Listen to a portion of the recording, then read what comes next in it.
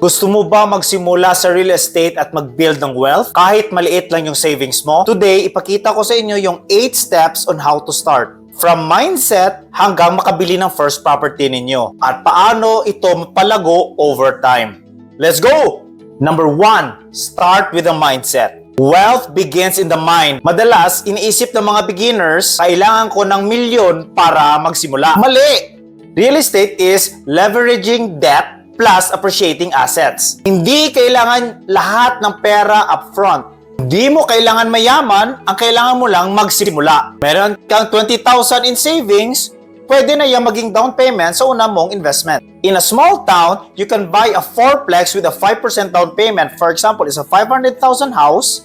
You can use a 5% down payment as owner-occupied. So 5% of 500,000 is 25,000. You can live in one unit and rent out the rest to pay for your living expense.